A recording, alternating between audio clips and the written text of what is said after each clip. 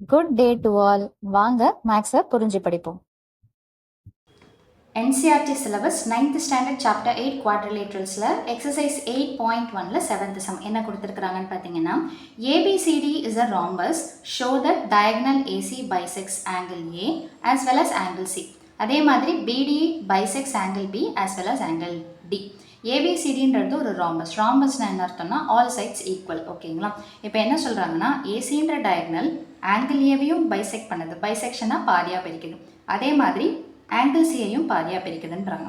So அதே மாதிரி பிடி இது வந்துட்டு என்னென்னு பார்த்தீங்கன்னா பிடின்ற டயக்னல் பார்த்தீங்கன்னா ஆங்கிள் பியையும் ஆங்கிள் டியையும் பாதியாக பிரிக்குது. இதை நம்ம ப்ரூவ் பண்ணோம். ஒரு பக்கம் மட்டும் எடுத்துகிட்டு ப்ரூவ் பண்ணிட்டா சிமிலர்லின்னு சொல்லிட்டு நம்ம அடுத்த பக்கத்தை சொல்லிடலாம். ஸோ ஃபர்ஸ்ட் இதெல்லாம் கிவன், ரைட்டிங் வந்துட்டு உங்களோட சாய்ஸ் தான். ஏபிசிடின்றது ஒரு ராம்பஸ்.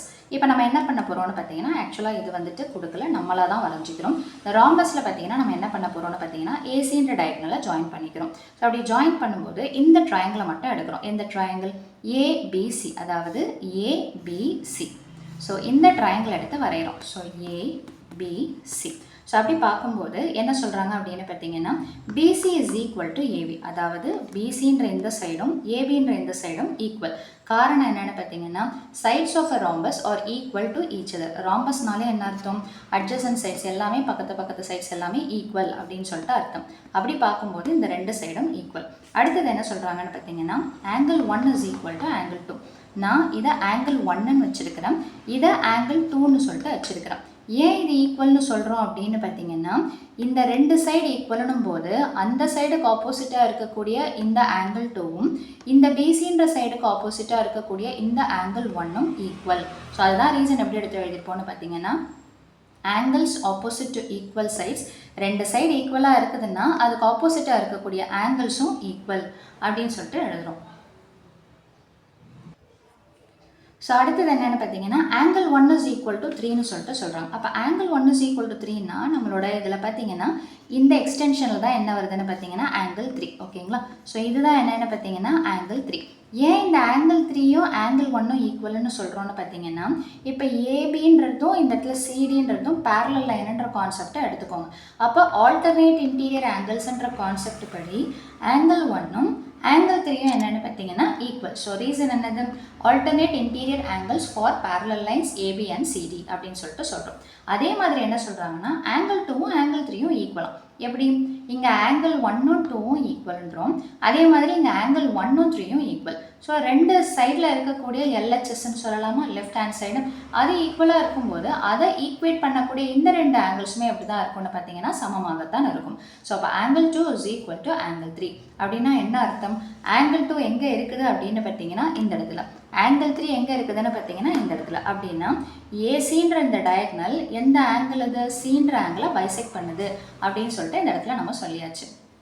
இப்போ இதே மாதிரியே பார்த்தீங்கன்னா angle 2 is equal to angle 4. எப்படி ஆங்கிள் 2வும் ஆங்கிள் 4ம் ஈக்குவல்? ஆங்கிள் 2 இந்த இடத்துல இருக்குது, ஆங்கிள் 4 இந்த இடத்துல இருக்குது. ஸோ இதுவும் பார்த்தீங்கன்னா ஆல்டர்னேட், ஒன்று விட்டு, அதாவது இதை விட்டுட்டு இது ஆல்டர்னேட் இன்டீரியர் ஆங்கிள்ஸ்ன்ற கான்செப்ட் ஏபிசிடின்றத பேரலல் லைன்ஸாக வச்சுக்கிட்டு angle 2 is equal to angle 4ன்னு சொல்லிட்டு சொல்லலாம்.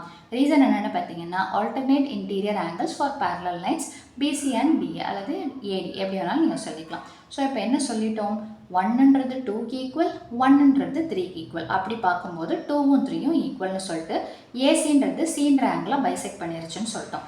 இப்போ என்ன சொல்கிறோம்? திரும்ப பேரலல் லைன்ஸ்ன்ற கான்செப்ட் படி 2வும் 4ம் ஈக்குவல்ன்ட்டோம். அப்போது ஏசி இந்த இடத்துல இருக்குது பார்த்தீங்களா, ஆங்கிள் ஏக்கு நம்ம என்னென்ன ஆங்கிள்ஸ் கொடுத்துருக்குறோன்னு பார்த்தீங்கன்னா ஆங்கிள் 1, ஆங்கிள் 4.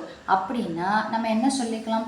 1ன்றது 2க்கு ஈக்குவல், 2ன்றது 3க்கு ஈக்குவல், 2ன்றது 4க்கு ஈக்குவல்னா நம்ம என்ன சொல்லலாம் அப்படின்னு பார்த்தீங்கன்னா ஆங்கிள் 1, ஏன்னா இந்த 2ன்றது ஆங்கிள் 1க்கும் equal, angle 1 is equal to 2க்கு பதில் ஆங்கிள் 1ன்னு போடலாம், which is equal to angle 4. So இது எந்த ஆங்கிளை பைசெக்ட் பண்ணுதுன்னு பார்த்தீங்கன்னா அதே ஏசின்ற டயக்னல் ஆங்கிள் ஏன்றதை பைசெக்ட் பண்ணுதுன்னு சொல்லிட்டு சொல்லி முடிச்சிடலாம். ஸோ இப்போது ஏசின்ற டயக்னல் ஆங்கிள் ஏவை பைசெக்ட் பண்ணுதுன்னு சொல்லிட்டோம், அதே மாதிரியே பார்த்தீங்கன்னா ஆங்கிள் சியை பைசெக்ட் பண்ணுதுன்னு சொல்லிட்டோம். ஸோ சிமிலர்லின்னு சொல்லிட்டு என்ன சொல்லிடலான்னு பார்த்தீங்கன்னா பிடின்ற டயக்னலும் ஆங்கிள் பியையும் ஆங்கிள் டியையும் பைசெக்ட் பண்ணுது அப்படின்னு சொல்லிட்டு எழுதி முடிச்சிடலாம். ஸோ அவ்வளோதான் அந்த சம்மோட சொல்யூஷன். மீண்டும் அடுத்த பதிவில் வேறொரு சம்மோட சந்திக்கிறேன். வீடியோ பயனுள்ளதாக இருந்ததுன்னா மறக்காமல் லைக் பண்ணுங்கள், ஷேர் பண்ணுங்கள், சப்ஸ்கிரைப் பண்ணுங்கள். தேங்க்யூ.